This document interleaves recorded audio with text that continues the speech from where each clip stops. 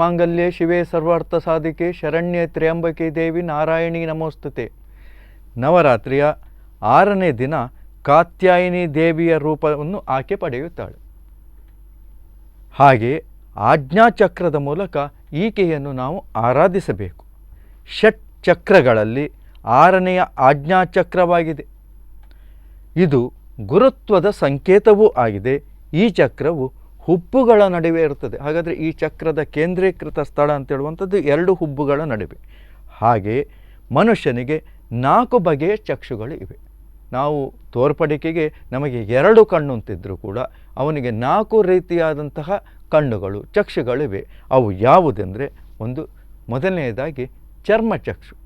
ನಮಗೆ ಚರ್ಮದ ಮೂಲಕ ನಾವು ಅನುಭವವನ್ನು ಪಡ್ಕೊಳ್ಬೋದು. ಯಾವುದೇ ವಸ್ತುವನ್ನು ನಾವು ಮುಟ್ಟುವುದರಿಂದ ಅದು ಅದರ ಗಾತ್ರ ಇಷ್ಟಿದೆ, ಅದು ಈ ರೀತಿಯಾಗಿ ಇರಬಹುದು ಎಂಬುದನ್ನು ನಮಗೆ ನೋಡಿ ಹಿಡಿಯಲಿಕ್ಕೆ ಸಾಧ್ಯ ಉಂಟು. ಒಂದು ಹಣ್ಣಿನ ಬುಟ್ಟಿಯನ್ನು ತಂದು ಅದರಲ್ಲಿ ವಿವಿಧವಾದಂಥ ಹಣ್ಣುಗಳನ್ನು ಇಟ್ಟರೆ ಒಂದೊಂದಾಗಿ ನಾವು ಕೈಯಲ್ಲಿ ತೆಗೆದುಕೊಂಡು ಇದು ಮುಸುಂಬಿ ಹಣ್ಣು, ಅಥವಾ ಇದು ಸೇಬು ಹಣ್ಣು, ಇದು ಬಾಳೆಹಣ್ಣು, ಅಥವಾ ಇದು ದ್ರಾಕ್ಷಿ ಹಣ್ಣು, ಹೀಗೆ ನಾವು ಅದನ್ನು ಬೇರೆ ಬೇರೆಯಾಗಿ ಅದನ್ನು ನಾವು ವಿಂಗಡಿಸಲಿಕ್ಕೆ ಅದರಿಂದ ಸಾಧ್ಯ ಉಂಟು. ಹೇಗೆ? ಕಣ್ಣಿಲ್ಲದಿದ್ದರೂ ನಾವು ಚರ್ಮಚಕ್ಷು ಮೂಲಕ ಅದನ್ನು ಸ್ಪರ್ಶದಿಂದ, ಅಂದರೆ ಕಣ್ಣಿದ್ದಂತೆ ಆ ಕಾರ್ಯವನ್ನು ಕೂಡ ನಮಗೆ ಮಾಡಲಿಕ್ಕೆ ಸಾಧ್ಯ ಉಂಟು. ಹಾಗೆ ಮನೋಚಕ್ಷು, ಈ ಮನಸ್ಸಿನಿಂದ ನಾವು ಆಡುವಂಥದ್ದು. ಹಾಗಾದರೆ ನಾವು ನೋಡಿದಂಥ ದೃಶ್ಯವನ್ನು ನಾವು ಮನಸ್ಸಿನಲ್ಲಿ ಕಾಣುವಂಥದ್ದು. ಯಾರಾದರೂ ಒಂದು ಹಣ್ಣಿನ ವಿಚಾರವನ್ನು ನಮ್ಮ ಮನಸ್ಸಿಗೆ ಹೇಳಿದಾಗ, ನಾನು ಇವತ್ತು ಬಾಳೆಹಣ್ಣು ತಿಂದೆ, ನಮ್ಮ ಮನಸ್ಸಿಗೆ ಗೊತ್ತಾಗ್ತದೆ ಬಾಳೆಹಣ್ಣಿನ ಆಕಾರ ಇತ್ಯಾದಿಗಳು ಕೂಡ ಅದು ನಮ್ಮ ಕಣ್ಣಿಗೆ ಬಂದು ಕಟ್ಟಿದಂತೆ ಕಾಣ್ತದೆ. ಅಥವಾ ಒಳ್ಳೆಯ ಕಾದಂಬರಿಗಳು, ಕಥೆಗಳು ಇತ್ಯಾದಿಗಳನ್ನು ನಾವು ಓದುವಾಗ ಅವು ನಮ್ಮ ಕಣ್ಣಿಗೆ ಕಟ್ಟಿದಂತೆ ಕಾಣುತ್ತದೆ ಅಂತ ನಮ್ಮ ಹಿರಿಯರು ಹೇಳ್ತಾರೆ, ಅಥವಾ ನಮ್ಮ ಅನುಭವಕ್ಕೆ ಬರ್ತದೆ. ಅಂದರೆ ಆ ದೃಶ್ಯಾವಳಿಗಳು ನಮಗೆ ಕಣ್ಣಿಗೆ ಕಟ್ಟಿದಂತೆ ಕಾಣುತ್ತದೆ. ಇದನ್ನು ನಾವು ಅಲ್ಲಿ ಮನೋಚಕ್ಷು, ಮನಸ್ಸಿನಿಂದ ಕಾಣುವಂಥದ್ದು. ಇನ್ನು ದಿವ್ಯ ಚಕ್ಷು, ಇದು ಬಹಳ ವಿಶೇಷವಾದದ್ದು.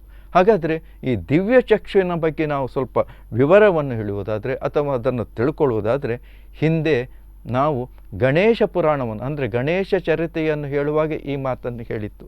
ಅಲ್ಲಿ ಸೋಮಕಾಂತನೆಂಬಂಥ ರಾಜ ಭೃಗು ಮಹರ್ಷಿಗಳಿಂದ ಅಲ್ಲಿ ತನ್ನ ಹಿಂದಿನ ಚರಿತೆಯನ್ನು ಆತ ಕಂಡುಕೊಂಡ, ತನ್ನ ಹಿಂದಿನ ಜನ್ಮದ ರಹಸ್ಯವನ್ನು ಆತ ತಿಳಿದುಕೊಂಡ. ಇದು ಹೇಗೆ ಸಾಧ್ಯವಾಯಿತು ಅಂದರೆ, ಅದು ಆ ಮಹರ್ಷಿಗಳಿಗೆ ದಿವ್ಯ ಚಕ್ಷುಗಳು ಇದ್ದದರಿಂದ.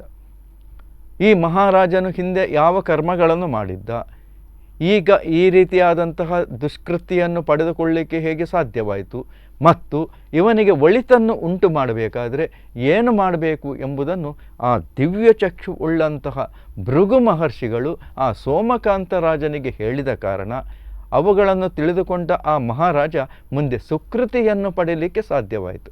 ಇವು ಮುಖ್ಯವಾಗಿ ದಿವ್ಯ ಚಕ್ಷು. ಇನ್ನೊಂದು ಉದಾಹರಣೆಯನ್ನು ನಾವು ಕೊಡುವುದಿದ್ದರೆ, ಮಹಾಭಾರತದಲ್ಲಿ ಒಂದು ಕತೆ ಬರ್ತದೆ, ಅಂದರೆ ಮುಖ್ಯವಾಗಿ ನಂದಿನಿಯ ಕತೆ.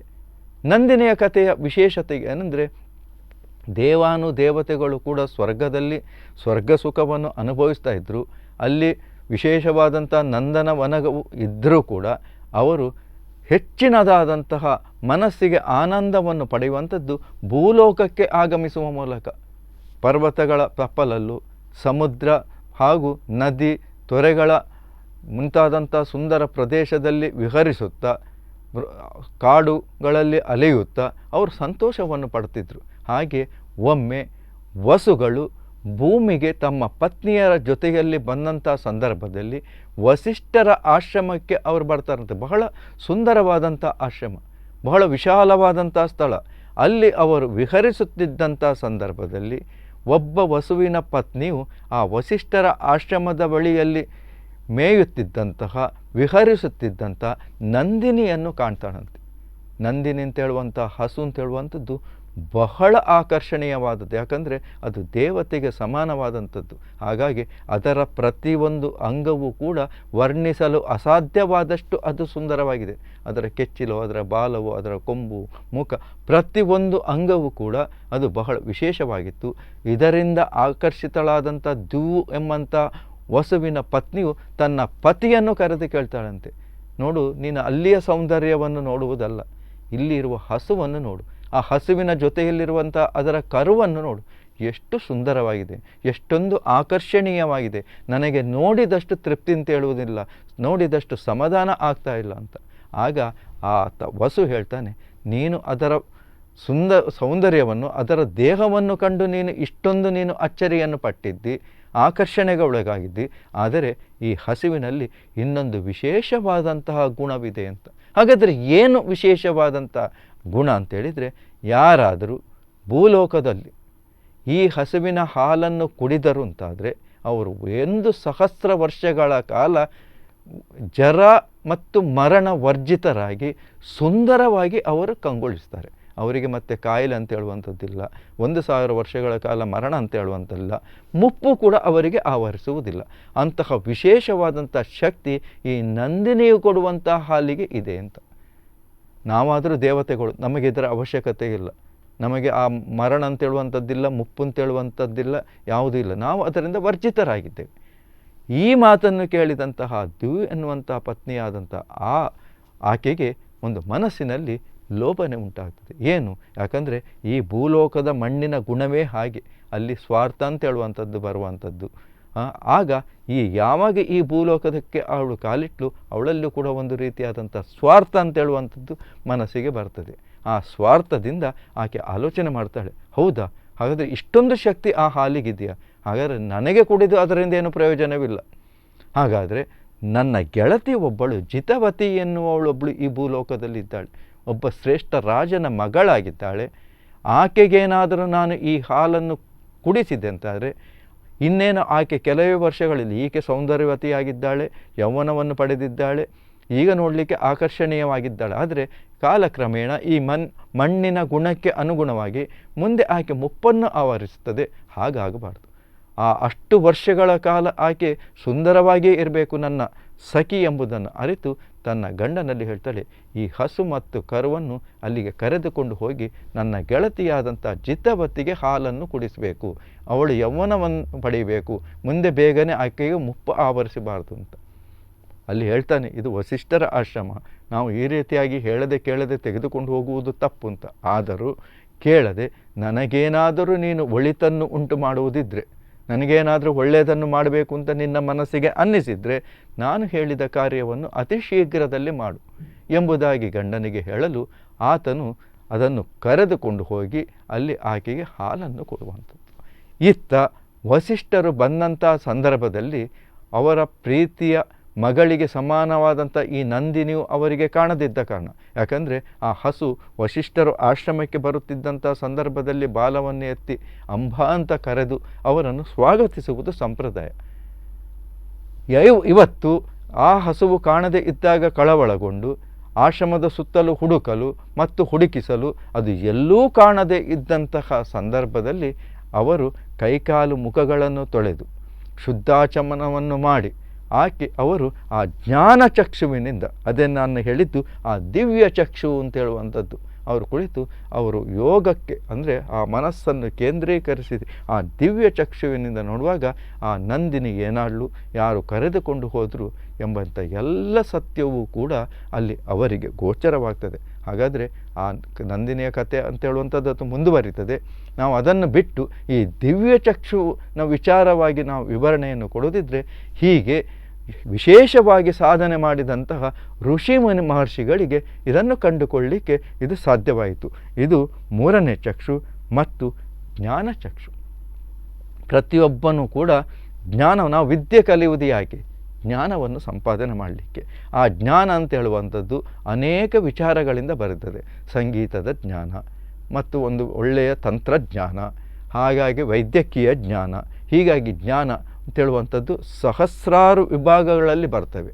ಹಾಗೆ ಅದರಲ್ಲಿ ಸಿದ್ಧಿಯನ್ನು ಪಡೆದವನು, ವಿಶೇಷವಾದಂಥ ಪರಿಣಿತಿಯನ್ನು ಪಡೆದವನಿಗೆ ಅಲ್ಲಿ ಜ್ಞಾನಚಕ್ಷುವಿನ ಮೂಲಕ ಆತ ಕೆಲಸ ಕಾರ್ಯಗಳನ್ನು ಮಾಡುವಂಥದ್ದು.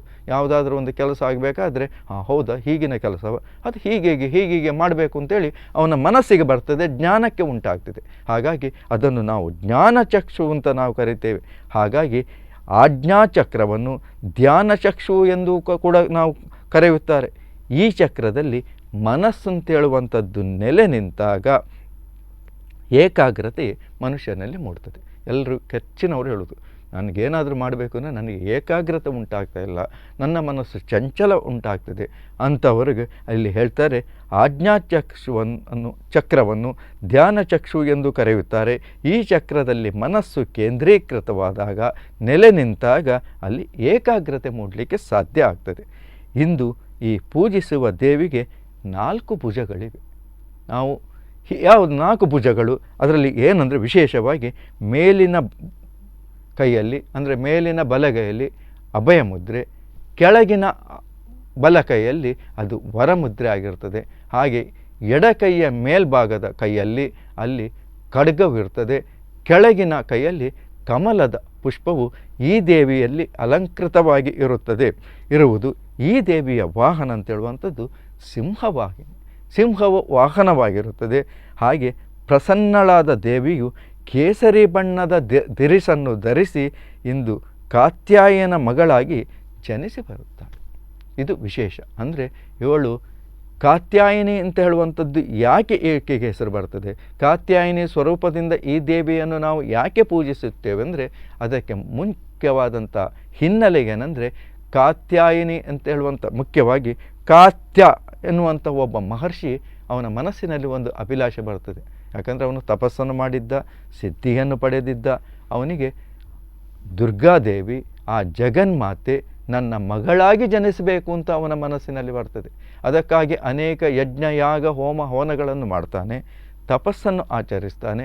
ಹೀಗೆ ಇವನು ಮಾಡಿದ ಯಜ್ಞ ಯಾಗಾದಿಗಳಿಂದ ಹೋಮ ಹವನಗಳಿಂದ ಸಂಪ್ರೀತನಾಗಿ ತಪಸ್ಸಿಗೆ ಮೆಚ್ಚಿದಂತಹ ಈ ದೇವಿಯು ಅಲ್ಲಿ ಕೇಸರಿ ಬಣ್ಣದ ದಿರಸನ್ನು ಧರಿಸಿ ಈ ಮಹರ್ಷಿಯ ಮಗಳಾಗಿ ಜನಿಸಿ ಬರುವುದರಿಂದ ಇಂದು ಈ ಕೇಸರಿಗೆ ವಿಶೇಷವಾದಂತಹ ಅಲ್ಲಿ ಮಹತ್ವವನ್ನು ನಾವು ಕಾಣ್ತೇವೆ. ಹಾಗೆ ಜನಿಸಿ ಬಂದು ಇಲ್ಲಿ ತಪಸ್ಸನ್ನು ಆಚರಿಸಿದ್ದು ಮತ್ತು ಪ್ರಪ್ರಥಮವಾಗಿ ಈಕೆಯನ್ನು ಅದೇ ಮಹರ್ಷಿಗಳು ಪೂಜಿಸ್ತಾರೆ. ಪ್ರಥಮವಾಗಿ ಪೂಜನೆ ಮಾಡಿರುವಂಥದ್ದು ಈ ಮಹರ್ಷಿಗಳಾಗಿರ್ತಾರೆ. ಹಾಗೆ ಇವರು ಮೊದಲೇ ಆರಾಧನೆಯನ್ನು ಮಾಡಿರುವುದು. ಇಂದು ಆ ಕಾರಣದಿಂದ ಕಾತ್ಯಾಯಿನಿ ರೂಪದಿಂದ ನಾವೆಲ್ಲರೂ ಕೂಡ ಈಕೆಯನ್ನು ಭಜಿಸಬೇಕು, ಆಕೆಯನ್ನು ನಾವು ಪೂಜಿಸಬೇಕಾಗ್ತದೆ. ಅಷ್ಟು ಮಾತ್ರವಲ್ಲದೆ ಭಗವಂತನಾದಂಥ ಶ್ರೀಕೃಷ್ಣನನ್ನು ಪತಿಯನ್ನಾಗಿ ಪಡೆಯಬೇಕೆಂದು ಗೋಪಿಕಾ ಸ್ತ್ರೀಯರು ಕಾಳಿಂದಿ ಯಮುನೆಯ ಮಡುವಿನಲ್ಲಿ ಅಥವಾ ಕಾಳಿಂದಿ ನದಿಯ ತೀರದಲ್ಲಿ ಗುಂಪು ಗುಂಪಾಗಿ ಸೇರಿ ಕಾತ್ಯಾಯಿನಿಯನ್ನು ಇಲ್ಲಿ ಪೂಜಿಸಿದಂತಹ ಇತಿಹಾಸ ಇದೆ, ಉಲ್ಲೇಖವಿದೆ. ನವರಾತ್ರಿಗಳಲ್ಲಿ ಈ ದುರ್ಗೆಯನ್ನು ವಿವಿಧ ರೂಪದಿಂದ ಪೂಜಿಸುವುದೆಂದರೆ ನಮ್ಮ ಭಕ್ತಿಯನ್ನು ವ್ಯಕ್ತಪಡಿಸುವುದಕ್ಕಾಗಿ. ನಾವು ನವರಾತ್ರಿಯಂದು ಈಕೆಯನ್ನು ಯಾಕೆ ಪೂಜಿಸಬೇಕು ಅಂದರೆ, ನಾವು ದೇವರನ್ನು ಪೂಜಿಸುವ ಕ್ರಮ ಅಂದರೆ ನಾವು ದೇವರಿಗೆ ಕೊಟ್ಟು ದೇವರಿಗೇನಾಗಬೇಕು ಅಂತಿಲ್ಲ, ಅಥವಾ ನಾವು ಭೂಲೋಕದಲ್ಲಿ ಯಾರೂ ಪೂಜಿಸದಿದ್ದರೂ ದೇವಿಗೇನು ದುಃಖ ಅಂತೇಳಿ ಆಗುವಂಥದ್ದಿಲ್ಲ. ಹಾಗಾದರೆ ಪೂಜಿಸುವುದು ನಮ್ಮ ಕರ್ತವ್ಯವೂ ಆಗಿದೆ. ಹಾಗಾಗಿ ನಮ್ಮ ಭಕ್ತಿಯನ್ನು ವ್ಯಕ್ತಪಡಿಸುವುದಕ್ಕಾಗಿ ನಾವು ಅಲ್ಲಿ ಪೂಜಿಸಬೇಕೇ ಹೊರತು ಬೇರೆ ಯಾವ ಕಾರಣಕ್ಕೂ ಆಗಿ ಅಲ್ಲ. ಹಾಗಾದರೆ ಅಲ್ಲಿ ಹೇಗೆ ಪೂಜಿಸಬೇಕು, ಯಾಕೆ ನಾನು ಈ ಮಾತನ್ನು ಹೇಳ್ತೇನೆಂದರೆ, ಅದಕ್ಕೊಂದು ಸೂಕ್ತವಾದಂಥ ಒಂದು ಸಂದರ್ಭ ಅಂತೇಳಿದರೆ, ಒಬ್ಬ ಅತಿಥಿ ಸತ್ಕಾರವನ್ನು ಮಾಡುವಂತಹ ಒಂದು ವೃತವನ್ನು ಹೊತ್ತುಕೊಂಡಂಥ ಒಬ್ಬ ಶ್ರೇಷ್ಠನಾದಂಥ ಗೃಹಸ್ಥನಿದ್ದ. ಆತ ದಿನನಿತ್ಯ ಒಬ್ಬ ಅತಿಥಿಯನ್ನು ಸ್ವಾಗತ ಮಾಡಿ ಅವರಿಗೆ ಉಣಬಡಿಸ್ತಿದ್ದ, ಅವರನ್ನು ಸಂತೋಷ ಮಾಡ್ತಿದ್ದ. ಹೀಗಿರುವಂಥ ಸಂದರ್ಭದಲ್ಲಿ ಒಂದು ದಿನ ಅವನಿಗೊಬ್ಬ ಪ್ರಾಯದ ಅಂದರೆ ಒಂದು 10-70 ವರ್ಷ ಪ್ರಾಯದ ಒಬ್ಬ ಅತಿಥಿಯು ಲಭ್ಯವಾಗ್ತಾನೆ. ಆತನಿಗೆ ಇಲ್ಲಿ ಉಣಬಡಿಸಲಿಕ್ಕೆ ಕರೀತಾನೆ. ಆ ಬಂದಂಥ ಅತಿಥಿಗಾದರೂ ಬಹಳ ಹಸಿವಾಗಿದ್ದ.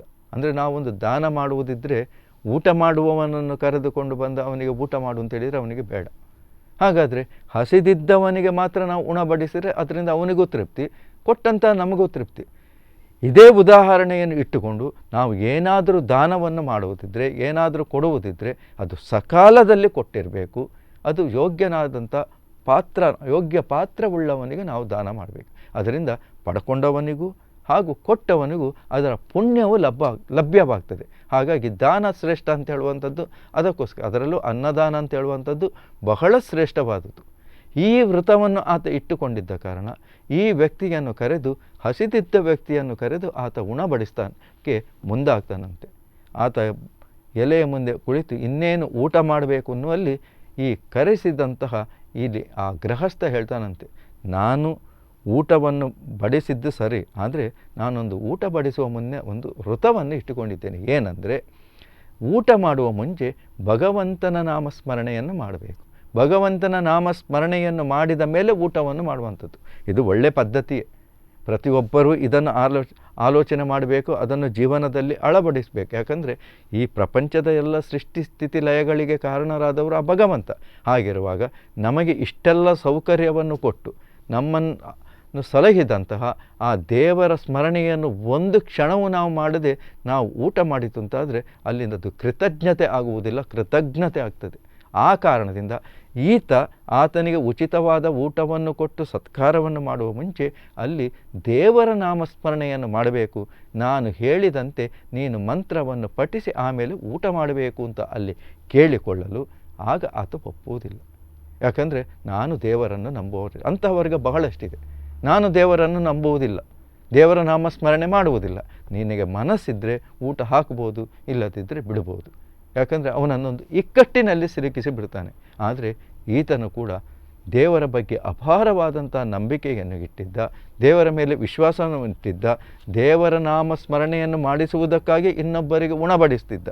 ಹೀಗಿರುವಂಥ ಸಂದರ್ಭದಲ್ಲಿ ಯಾವಾಗ ಇವನು ದೇವರ ನಾಮಸ್ಮರಣೆಯನ್ನು ಮಾಡಲಿಕ್ಕೆ ಒಪ್ಪಲಿಲ್ವೋ ಇವನು ಕೂಡ ಕೋಪಗೊಳ್ತಾನೆ.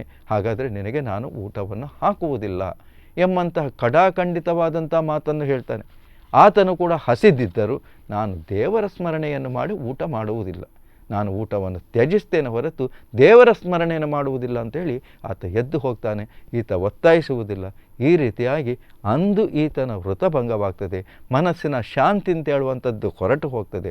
ಆತ ಚಿಂತಿತನಾಗಿ ಭಗವಂತನನ್ನು ಅಲ್ಲಿ ಪ್ರಾರ್ಥನೆ ಮಾಡೋದು, ದೇವರೇ ನನಗೆ ಯಾಕೆ ಈ ರೀತಿಯಾದಂಥ ಒಂದು ಇಕ್ಕಟ್ಟಿನ ಪರಿಸ್ಥಿತಿ ತಂದಿಟ್ಟೆ ಹೇಗೆ ದುಃಖಿಸುವಾಗ ಅಂದಿನ ರಾತ್ರಿ ಅಲ್ಲಿ ದೇವರು ಮನೆಗೆ ಕನಸಿನಲ್ಲಿ ಬಂದು ಹೇಳ್ತಾರಂತೆ, ನಿನ್ನನ್ನು ನೆನೆಯದೇ ಇರುವ ಆತನನ್ನು, ಈಗ ನನ್ನನ್ನು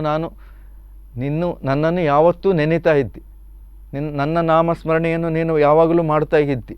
ಹಾಗಾಗಿ ಮನೆಗೆ ಬಂದ ವ್ಯಕ್ತಿಯನ್ನು ಉಪಚರಿಸಿದ್ದೆ, ಇದು ನಿನ್ನ ಕರ್ತವ್ಯವಾಗಿತ್ತು ಹೊರತು ನೀನು ಅಲ್ಲಿ ವಿಶೇಷವಾಗಿ ಅವನನ್ನು ಒತ್ತಾಯಿಸುವಂಥ ಅಗತ್ಯವಿರಲಿಲ್ಲ.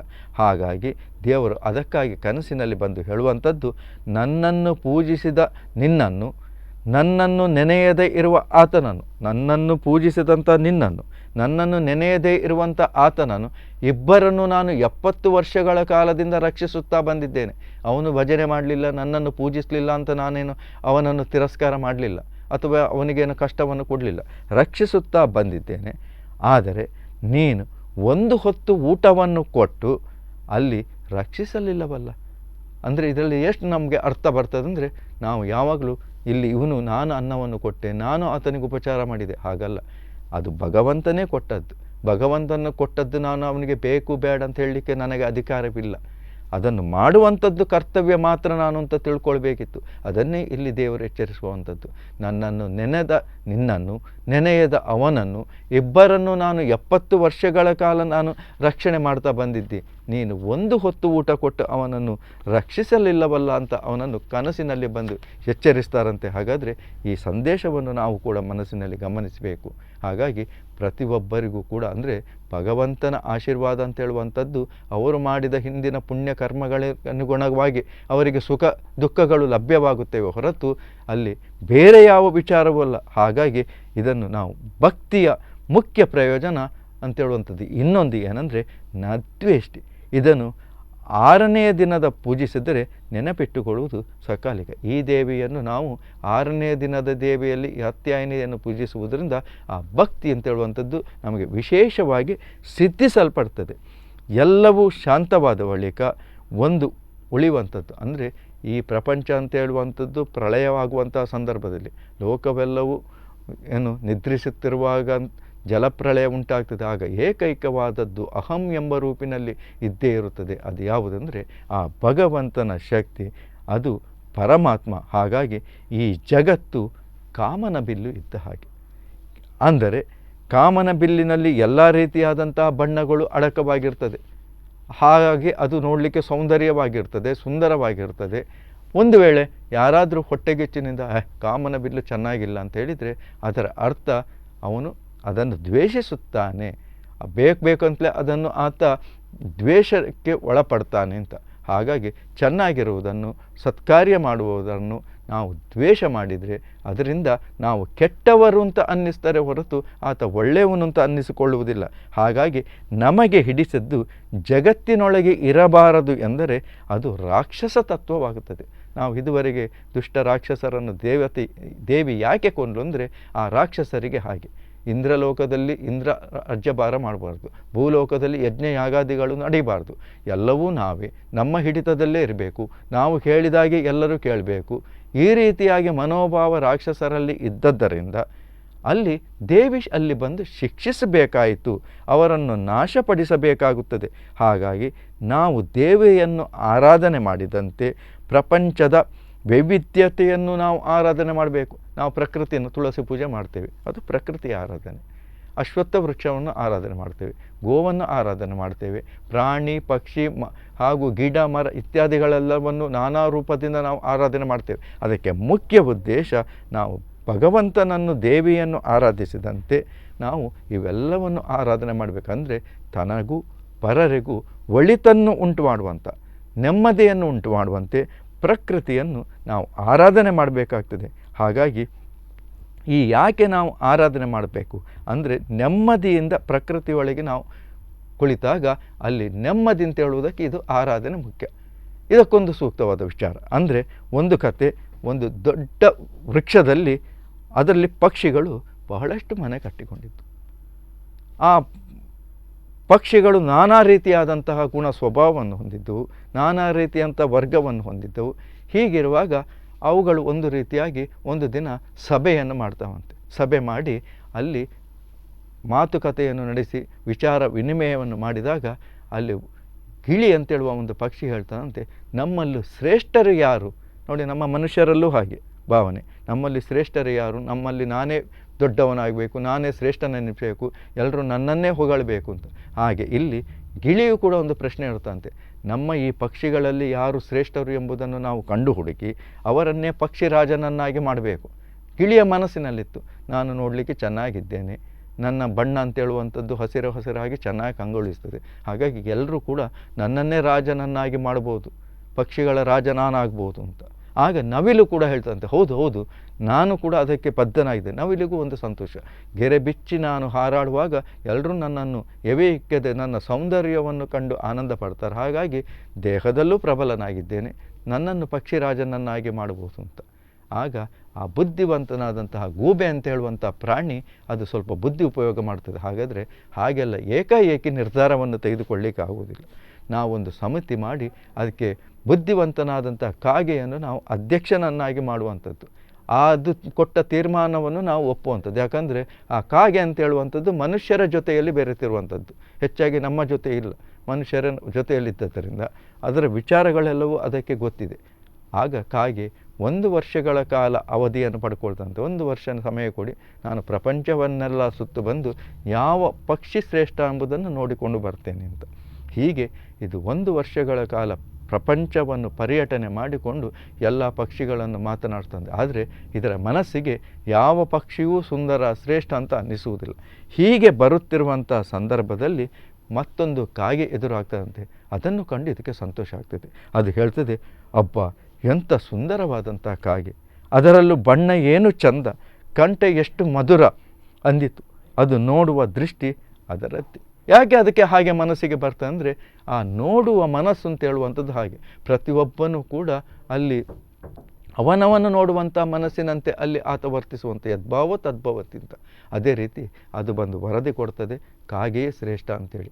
ಆಗ ಅಲ್ಲಿ ಮುಖ್ಯವಾಗಿ ಅಲ್ಲಿ ನಾವು ಕಂಡುಕೊಳ್ಳುವಂಥದ್ದು ಅಲ್ಲಿ ದೃಷ್ಟಿಯಲ್ಲಿ ಹೇಗೆ ಇರ್ತದೋ ಅದೇ ರೀತಿ. ಯಾಕೆ ನಾನು ಈ ಕತೆ ಹೇಳಿದ್ರಂದರೆ ಮನುಷ್ಯರ ಸ್ವಭಾವವೂ ಹಾಗೆ ಅಷ್ಟೇ, ನಾನೇ ಶ್ರೇಷ್ಠ, ನಾನೇ ಹೆಚ್ಚು ಅಂತ. ಹಾಗಾಗಿ ರಾಕ್ಷಸರು ಕೂಡ ನಾನೇ ಹೆಚ್ಚಿನವನೆಂಬುದಾಗಿ ಅಲ್ಲಿ ಮೆರೆದದ್ದರಿಂದ, ಶ್ರೇಷ್ಠನೆಂದು ವಾದಿಸಿದ್ದರಿಂದ ಮುಂದೆ ದೇವಿ ಅಲ್ಲಿ ದುಷ್ಟ ಸಂಹಾರವನ್ನು ಮಾಡಬೇಕಾಗ್ತದೆ. ಹಾಗೆ ದ್ವೇಷ ಅಂತೇಳುವಂಥದ್ದು ಮನುಷ್ಯನಿಗೆ ಬಹಳ ಕೆಟ್ಟದು. ಆಗ ದೇವರು ನಮ್ಮನ್ನು ಶಿಕ್ಷಿಸುತ್ತಾನೆ. ಹಾಗಾಗಿ ಮುಂದೆ ದ್ವೇಷಕ್ಕೆ ಒಳಗಾಗಿ ಲೋಕ ವಿನಾಶವಾದಾಗ ದೈತ್ಯರನ್ನು ವಧಿಸಿ ಲೋಕ ಕಲ್ಯಾಣ ಮಾಡಿದಂಥ ದೇವಿಯನ್ನು 6ನೇ ದಿನ ಪೂಜಿಸುವ ಸುಕೃತಿ ಪಡೆಯುವುದು ನಮ್ಮ ಇಂದಿನ ಉದ್ದೇಶ ಆಗಿರಬೇಕು, ನಮ್ಮ ಇಂದಿನ ಕಾರ್ಯ ಆಗಿರಬೇಕು. ಹಾಗಾಗಿ ದೇವಿಯನ್ನು ಪೂಜಿಸುವಾಗ ಕೆಂಪು ಬಣ್ಣದ ಸೀರೆ, ಆ ಬಣ್ಣದ ಕುಪ್ಪಸವನ್ನು ತೊಡಿಸಿ ಇಂದು ನಾವು ಆಕೆಯನ್ನು ಅರ್ಚಿಸಬೇಕು, ಆಕೆಯನ್ನು ಪೂಜಿಸಬೇಕು. ಇಂದಿನ ಪೂಜೆಯಲ್ಲಿ ಲಲಿತ ಸಹಸ್ರನಾಮವನ್ನು ಹೇಳಿಕೊಂಡು ಪೂಜಿಸುವುದು ವಿಶೇಷವಾದದ್ದು. ಹಾಗೆ ಪೂಜಿಸುವಾಗ ನೈವೇದ್ಯಕ್ಕೆ ಮುಖ್ಯವಾಗಿ ಕಡಲೆಬೇಳೆ ಪಾಯಸ ಹಾಗೂ ಅನ್ನ ನೈವೇದ್ಯವನ್ನು ಮಾಡುವಂಥದ್ದು. ಕುಂಕುಮಾರ್ಚನೆಯನ್ನು ಮಾಡುವುದರಿಂದ ಆಕೆಯನ್ನು ವಿಶೇಷವಾಗಿ ನಾವು ಒಲಿಸಿಕೊಳ್ಳಲಿಕ್ಕೆ ಸಾಧ್ಯ ಉಂಟು. ಹಾಗೆ ಪೂಜಾ ಫಲ, ಈಕೆಯನ್ನು ಪೂಜಿಸುವುದರಿಂದ ಮುಖ್ಯವಾಗಿ ರೋಗ ನಾಶವಾಗ್ತದೆ. ಮನುಷ್ಯನಿಗೆ ಈಗ ಎಲ್ಲವೂ ಕೂಡ ಸುಖ ಶಾಂತಿ ನೆಮ್ಮದಿಯನ್ನು ಹಾಳು ಮಾಡುವಂಥದ್ದೇ ರೋಗ. ಆರೋಗ್ಯ ಭಾಗ್ಯ ಲಭಿಸುತ್ತದೆ. ಹಾಗೆ ಯಾರಿಗೆ ಸಂತಾನ ಭಾಗ್ಯ ಲಭಿಸಿರುವುದಿಲ್ವೋ ಅವರು ಕೂಡ ಈಕೆಯನ್ನು ಆರಾಧಿಸುವಂಥ ಸಂತಾನವನ್ನು ಪಡೆಯಬಹುದು. ಕೆಲವರಿಗೆ ಎಲ್ಲ ಇದ್ದು ಏನೋ ಒಂದು ರೀತಿಯಾದಂಥ ಭಯ, ಆ ಭಯವೂ ಹೊರಟು ಹೋಗಬೇಕಂತಾದರೆ, ಆದರೆ ವೈದ್ಯರಲ್ಲಿ ಹೋಗಲಿ ಯಾರಲ್ಲಿ ಹೋದರೆ ಏನು ಭಯ ಅಂತ ಗೊತ್ತಾಗುವುದಿಲ್ಲ. ಅಂಥವರಿದ್ದರೆ ಭಯ ನಿವಾರಣೆಗಾಗಿ ಈಕೆಯನ್ನು ಪ್ರಾರ್ಥಿಸಬೇಕು. ಮನಸ್ಸಿನಲ್ಲಿದ್ದಂಥ ಶೋಕ ದುಮ್ಮಾನಗಳು ಹೋಗುತ್ತದೆ. ಹಾಗೆ ಗೌರವ, ಧನ ಪ್ರಾಪ್ತಿ, ಕಂಕಣ ಭಾಗ್ಯ ಈ ದೇವಿಯನ್ನು ಪೂಜಿಸುವುದರಿಂದ ಲಭಿಸುತ್ತದೆ. ಯೋಗಿಗಳು ಅಂದು ಈ ದೇವಿಯನ್ನು ಆರಾಧಿಸುವಾಗ ಆಜ್ಞಾಚಕ್ರದಲ್ಲಿ ಮನಸ್ಸನ್ನು ನೆಲೆಗೊಳಿಸಿ ಈಕೆಯನ್ನು ಪೂಜಿಸುತ್ತಾರೆ. ಯಾ ದೇವಿ ಸರ್ವಭೂತೇಷು ಕ್ಷುಧಾರೂಪೇಣ ಸಂಸ್ಥಿತ ನಮಸ್ತಸ್ಯೈ ನಮಸ್ತಸ್ಯೈ ನಮಸ್ತಸ್ಯೈ ನಮೋ ನಮಃ ಎಂಬುದಾಗಿ ಈಕೆಯನ್ನು ಅನನ್ಯ ಭಕ್ತಿಯಿಂದ ಪ್ರಾರ್ಥಿಸಿದಾಗ ಈಕೆ ನಮ್ಮ ಮನಸ್ಸಿನ ಎಲ್ಲ ಭಾವನೆಗಳಿಗೆ ಮತ್ತು ನಮ್ಮ ಆಶಯಗಳಿಗೆ ಸ್ಪಂದಿಸಿ ನಮಗೆ ಒಳಿತನ್ನು ಉಂಟು ಮಾಡುತ್ತಾಳೆ, ಮಾಡಲಿ ಎಂಬಂಥ ಆಶಯದೊಂದಿಗೆ ಈ ಪ್ರವಚನವನ್ನು ದೇವಿಯ ಚರಣಾರವಿಂದಗಳಿಗೆ ಸಮರ್ಪಿಸ್ತಾ ಇದ್ದೇನೆ. ಓಂ ತತ್ಸತ್.